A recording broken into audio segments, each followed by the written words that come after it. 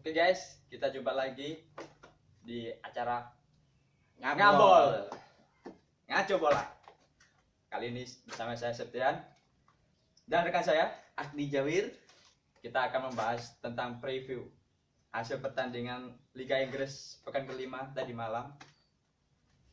Gimana tanggapan antara West Ham United melawan Manchester United?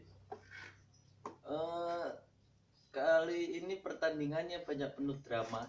Oke. Seperti drama Korea, tapi masih seruan drama sepak bola antara Manchester United melawan West Ham.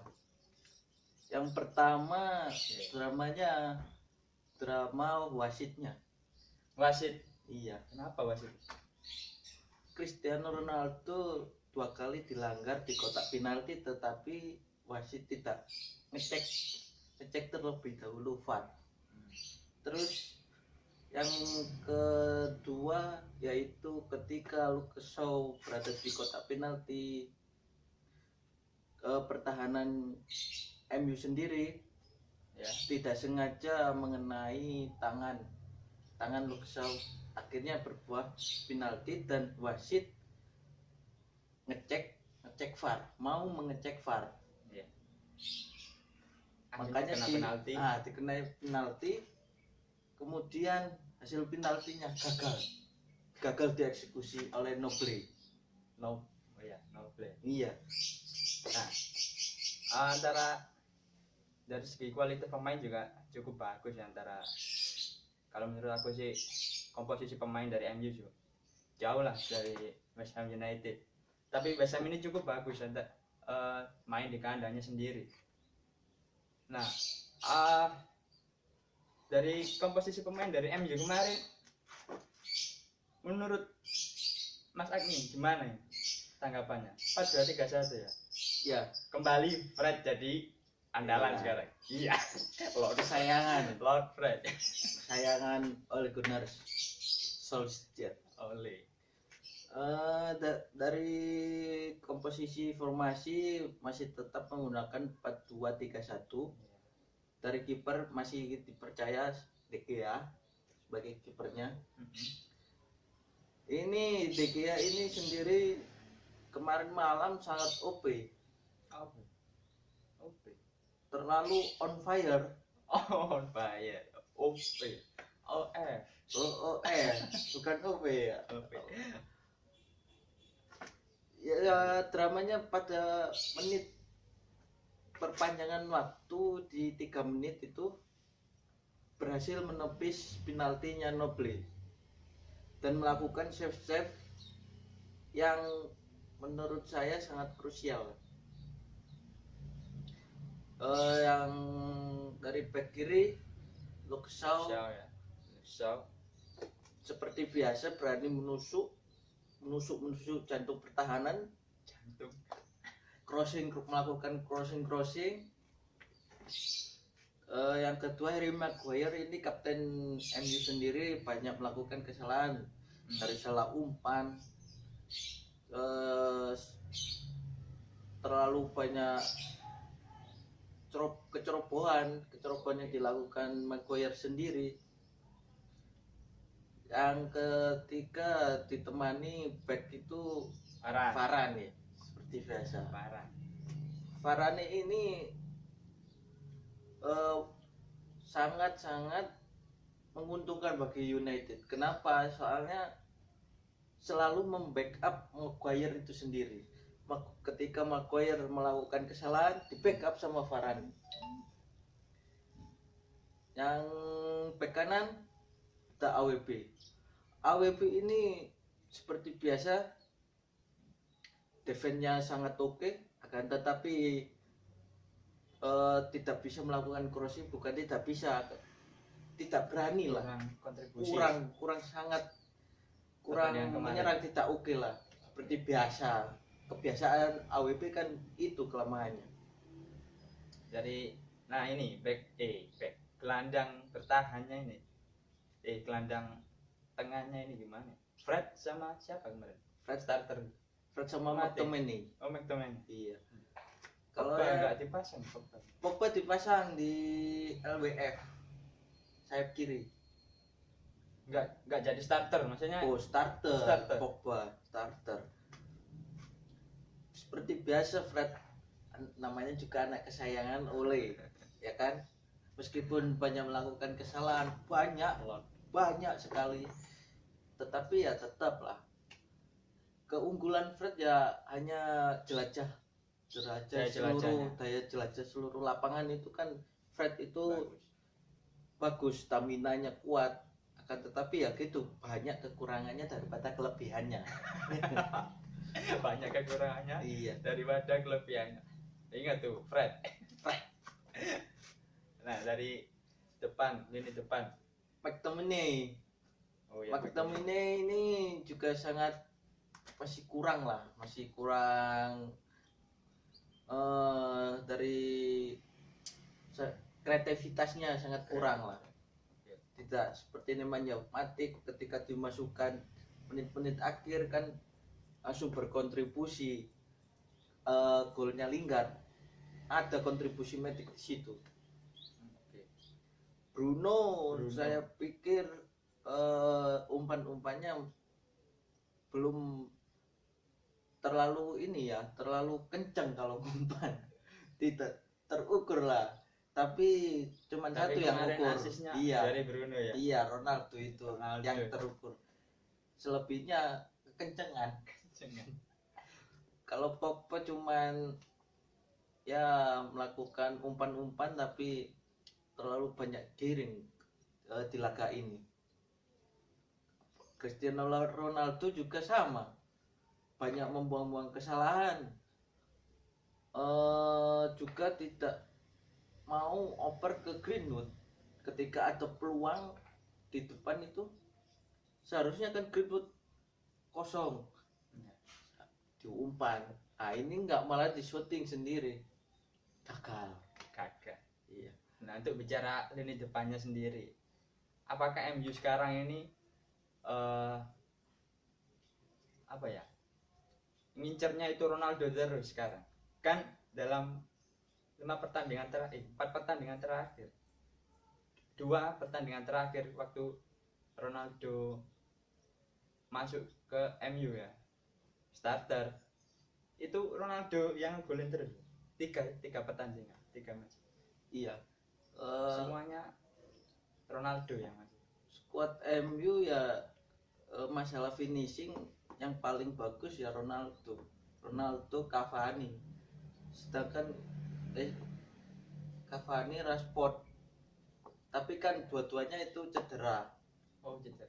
Iya, sekarang kan beruntung MU mendatangkan Ronaldo, dan Ronaldo sekarang menjadi tumpuan lumbung gol buat MU. Iya. Ya seperti Chelsea kan lumbung golnya Lukaku sekarang. Masa ada Timo Werner? Nggak mungkin. Timo Werner banyak melakukan blunder, kesalahan lah. Finishingnya di bawah rata-rata mungkin. Nggak tepat. Di bawah UKM lah. KKM. Oh KKM ya, iya KKM, UKM. Oke, dari penyerang ya Ronaldo. Nah, ini Lingard itu masuk menit 88. Nah, bisa mencetak gol ke mantan 70 sih, menit 70 kalau nggak salah. 70 ya. Nah itu kenapa kok selalu Lingard terus yang dimainkan? Apakah Sancho masih kurang? Kalau saya melihat Sancho ini kan masih beradaptasi, masih belum bisa mengandalkan Sancho sepenuhnya, tidak seperti Bruno Fernandes pada waktu saat pertama kali masuk, dan juga Ronaldo. Sancho ya kebiasaan di Borussia Dortmund dengan tempo permainan yang sangat kalem, dia sangat mampu langsung beradaptasi mudah. Kan tetapi kan ini Liga Inggris, liganya beda, Bos. Iya, Bos. Nah, Liga ini loh. Kalau kemarin kan itu buat blunder, sekarang menjadi pahlawan kemenangan. Kalau Lingard ini waktu kemarin yang melakukan blunder ini kan menggantikan Ronaldo. Ronaldo jadi. Seharusnya kan itu kesalahan Ole. Seharusnya Ronaldo ini starter, tidak malah digantikan, malah dicadangkan. Soalnya kan waktu itu skor masih 1-1. Sama kan seperti kejadian West Ham ini. Tapi kan Ole tidak mengulangi kesalahan 2 kali. Maka Lingard digantikan Paul Pogba bukan Ronaldo. Lingard ketika Lingard digabung dimainkan satu pertandingan sama Ronaldo, maka ya akan terjadi mental Lingard naik. Iya, soalnya kan ada Ronaldo tidak akan melakukan kesalahan kalau menurut saya. Tidak akan melakukan kesalahan. Iya, kan buktinya kemarin golin 1. Menurut saya ya Ole memproyeksikan Lingard sebagai super sub seperti Ole dahulu. Kalau menurut kacamata saya ya. Berarti dicadangkan terus saja kalau gitu. Enggak usah main. Jadi mainnya pas babak kedua waktu apa namanya? Saat-saat genting gitu kan 1-1 atau ketinggalan itu dimasukkan Lingard. Iya. Ya nggak gitu juga konsepnya. Iya Pak Asep. Oke. Terus sekarang gantian. Saya akan bertanya ke Septian tentang Chelsea kemarin 3-0 antara Tottenham Hotspur versus Chelsea. Iya. Apa? Menurut Anda? Oke. Komposisi permainan Chelsea saat babak pertama itu kok sangat tidak ini ya, ketika di depan kok malah buntu. Iya, enggak ada. Iya. Jadi itu gimana menurut Anda? Oke. Jadi gini. Kemarin itu kalau saya melihat permainan Chelsea pada babak pertama, Chelsea bermain hati-hati sekali. Karena apa? Kita tahu bahwa Tottenham kemarin sangat agresif dalam penyerangan. Cuma di lini tengah itu memang kita kalah sedikit lah dari Tottenham. Cuma gitu. Dari Tottenham sendiri kan gak banyak peluang juga dalam shooting ke gawang Chelsea ya. Iya, jadi, sama-sama muter ya. Iya, jadi berkutik di lini tengah aja kemarin itu dari pandangan saya. Jadi untuk permainan sendiri dari Mason Mount kemudian kayak Havertz itu sangat kurang sekali, makanya tidak ada gol tercipta, kemudian tidak ada shot on target di babak pertama kemarin kan ya. Iya. Terus dengan formasi sendiri Tuchel lebih senang memakai 3 back ya. Iya, sekarang era modern sekarang pakai 3 back. Jadi 3 back atau 3-4-2-1 ya, kemarin tuh 3-4-2-1. Jadi 3 back sekarang itu modern sekali. Jadi kalau apa ya, banyak sekarang pelatih sudah memakai versi 3 back, tidak hanya dalam bertahan aja, dalam penyerangan pun juga cukup bagus sih. Terus ini agak aneh, biasanya kan kiper Chelsea Edouard Mendy. Oke. Kenapa kok si Bucin? Si Kepa. Jadi kemarin itu dari informasi yang saya dapat, informasi. Iya, masuk. Edouard Mendy kemarin itu mengalami cedera pada saat latihan, jadi nggak dimasukkan ke dalam skuad. Di apa namanya, cadangan pun tidak ada nama siapa? Iya, tapi di bench ada. Iya, cuma di cadangan apa ya namanya? Iya, cadangan itu namanya itu tidak ada.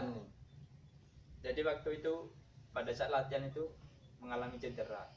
Akhirnya ya pilih Kepa yang jadi starter kemarin. Tapi cukup bagus menurut aku.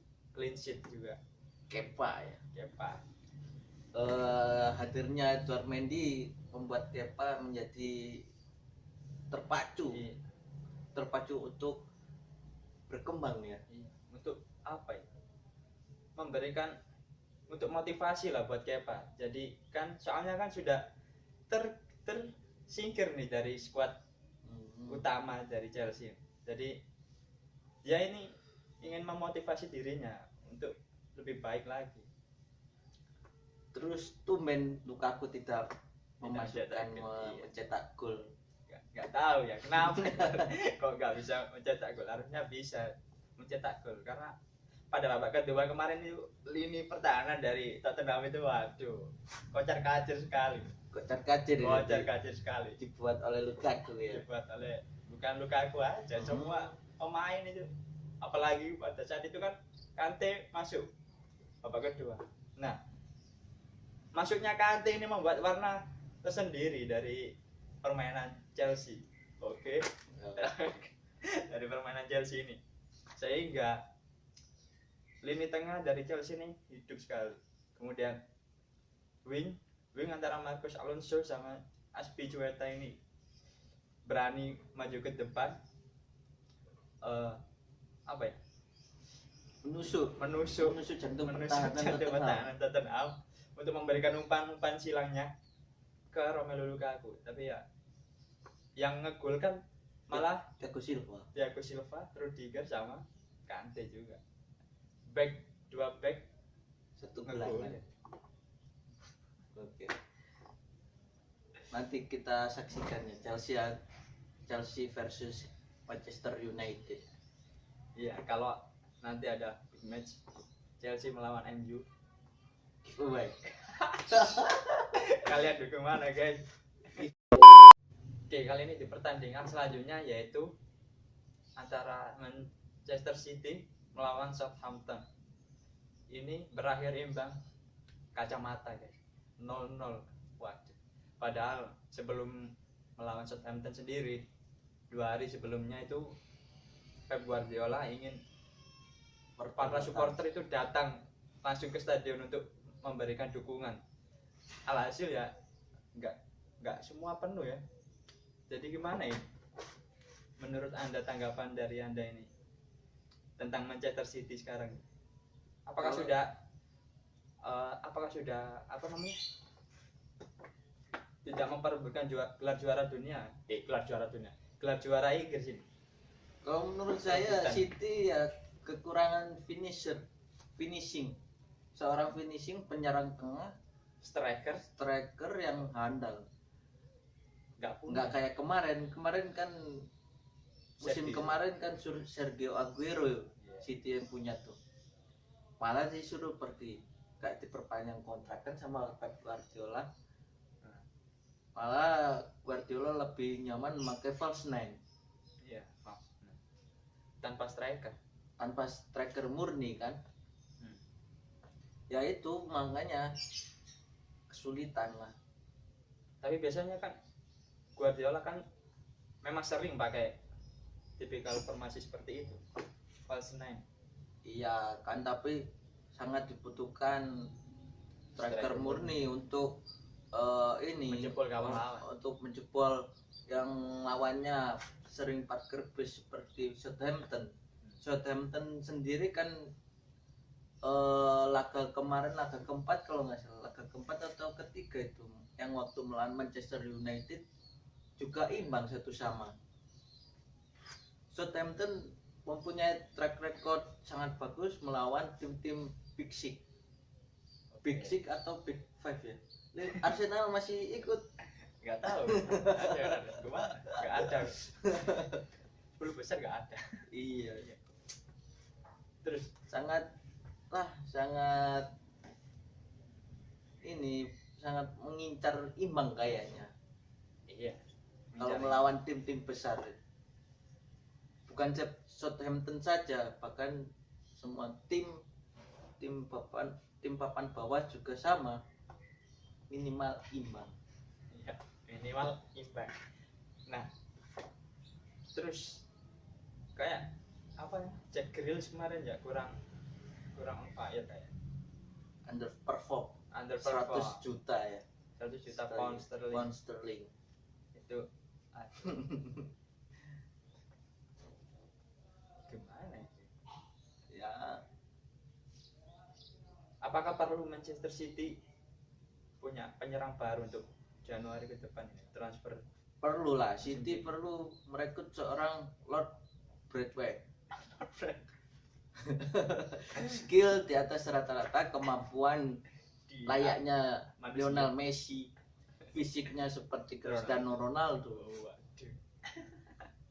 Layak itu untuk direkrut City. Telepon. Manchester City. Tapi pertahanan dari Southampton kemarin juga cukup solid sekali untuk apa namanya membendung dari perlawanan Manchester City. Oke, sekarang kita ngebahas tim dari Big Six lainnya, yaitu Liverpool. Ya, Liverpool versus Crystal Palace. Kalau menurut Bung Septi, Bung Sep, Oke, dari pengamatan antara Liverpool melawan Crystal Palace kemarin 3-0. 3-0 cukup bagus sekali. Ini kandidat juara, walaupun pada transfer kemarin itu nggak terlalu kelihatan lah transfernya, tapi ini konsisten sekali Jurgen Klopp ini dalam dalam setiap pertandingan Liverpool ini. Jadi menurut aku sih layak untuk memperebutkan gelar juara. Liverpool, Liga Chelsea, Manchester United itu sepertinya kandidat ya, atau Iya. cuman City juga termasuk? Ya, kalau City masih termasuk, ada 4. Oh, ada 4. Iya, termasuk ini. Semua ini termasuk City, Liverpool, MU, Chelsea. Anda memilih siapa? Inilah. Yang pasti Chelsea karena dalam setiap pertandingan itu cukup konsisten sekali permainannya. Apa? Kalau Liverpool gimana? Kalau Liverpool mungkin akan terseok-seok dalam paruh musim kedua ini, akan terseok-seok menurut aku. Kalau kesalahan musim kemarin itu di back kalau nggak salah ya. Siapa? Liverpool. Ya, Backnya banyak soalnya yang cedera ya. nggak ada yang sebanding lah sama penampilan dari Virgil van Dijk, tidak tergantikan. Tapi ya gimana, karena Van Dijk kemarin kan cedera, jadi finish di posisi 4 ya tahun lalu. Apakah sekarang back Liverpool sangat mumpuni untuk juara Liga Inggris? Ya. Adanya Konate ya kalau nggak salah, back Liverpool. Konate. Oh iya Konate. Ya Konate. Tapi masih belum cukup bagus nih. Masih perlu adaptasi lah untuk Konate. Tapi Karena clean sheet bos, clean sheet kemarin backnya Konate. Iya, soalnya ada Van Dijk. Oh, Dampingi Van Dijk. Oke. Jadi kan masih ada komunikasi antara Van Dijk sama Konate ini. Masih perlu dicucu. Nah, itu tadi obrolan kita tentang review pertandingan tadi malam Big Six. Oke, jangan lupa like, comment, subscribe. Apabila ada pertanyaan, tulis di kolom komentar ya. Oke, jangan lupa. See you. ngabol. Ciao.